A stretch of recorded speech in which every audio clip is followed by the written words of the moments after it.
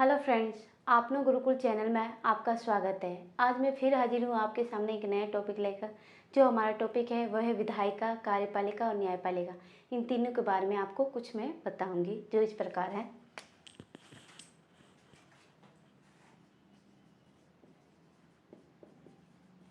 विधायिका,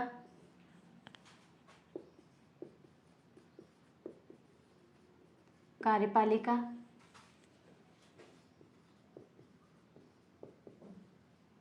न्यायपालिका।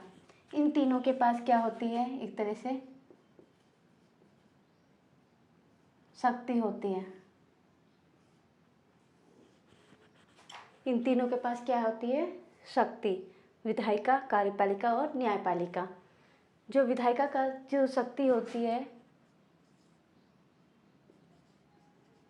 कानून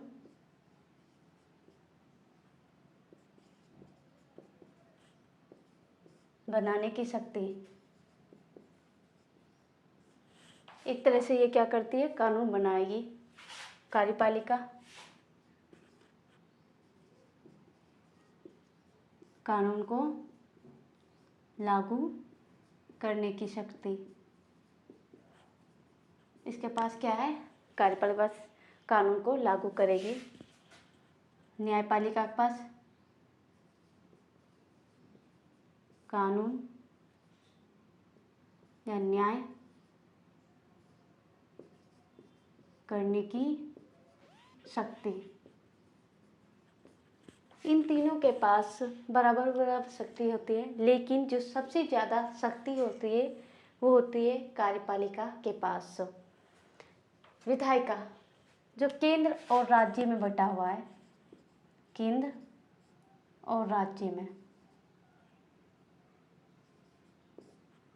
केंद्र और राज्य में बांट रखा है। केंद्र में आता है संसद, लोकसभा,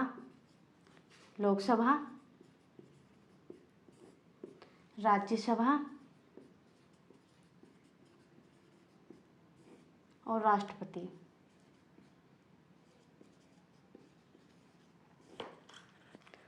जो संसद होती है वो तीनों, लोकसभा, राज्यसभा और राष्ट्रपति के मिलने पर क्या बनती है?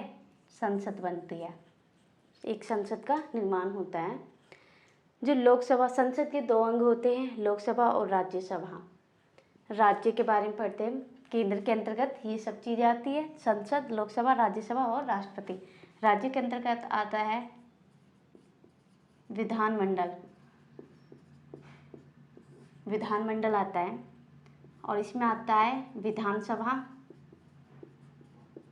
विधानसभा, विधानसभा, विधान परिषद, विधान परिषद आता है।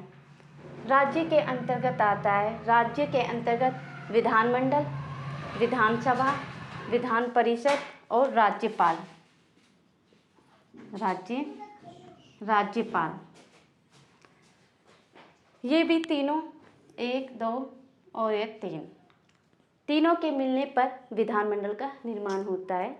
विधानसभा, विधान परिषद और राज्यपाल तीनों मिलकर विधानमंडल में बैठते हैं। ये इसमें बताया मैंने आपको राज्य के बारे में। विधानमंडल का जब निर्माण होता है, विधानसभा, विधान परिषद और राज्यपाल तीनों मिलकर विधानमंडल का निर्माण करते हैं। वैसे जो विधान मंडल है उसमें दो ही सदन होते हैं, एक तरह से विधानसभा और विधान परिषद।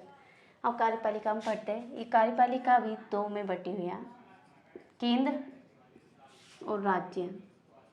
केंद्र और राज्य में बटा हुआ है। जो केंद्र होता है उसमें होता है राष्ट्रपति, सबसे ऊंचा पद पे होता है राष्ट्रपति। इसके नीचे जो कार्य करते हैं वो होते हैं उपराष्ट्रपति, उपराष्ट्रपति। इसके नीचे भी कार्य करते हैं जो होता है प्रधानमंत्री,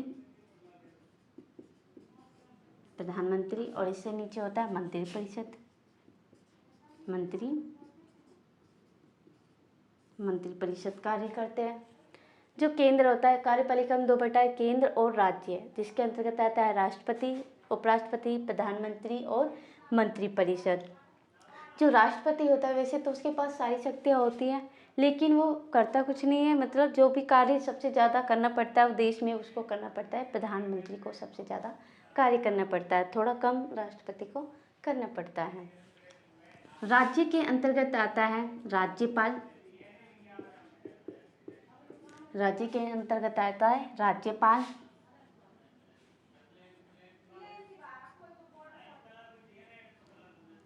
राज्यपाल के बाद आता है मुख्यमंत्री।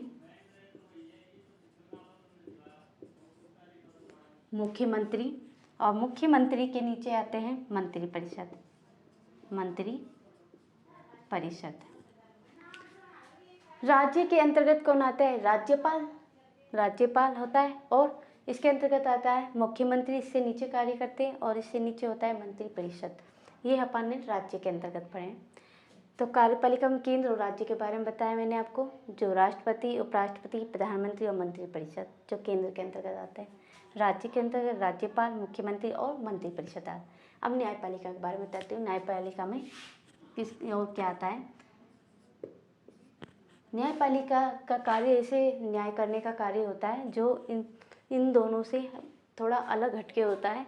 ये दोनों तो मिलकर साथ कार्य कर सकती हैं, जो विधायिका और कार्यपालिका दोनों मिलकर कार्य कर सकती है, पर न्यायपालिका मिलकर कार्य नहीं करती, एक तरह से अलग कार्य करते हैं। सुप्रीम कोर्ट जिसके अंतर्गत आता है सुप्रीम कोर्ट, हाई कोर्ट और डिस्ट्रिक्ट कोर्ट। सुप्रीम कोर्ट को सर्वोच्च न्यायालय, सर्वोच्च न्यायालय, और हाई कोर्ट को उच्च न्यायालय, उच्च न्यायालय, डिस्ट्रिक्ट कोर्ट को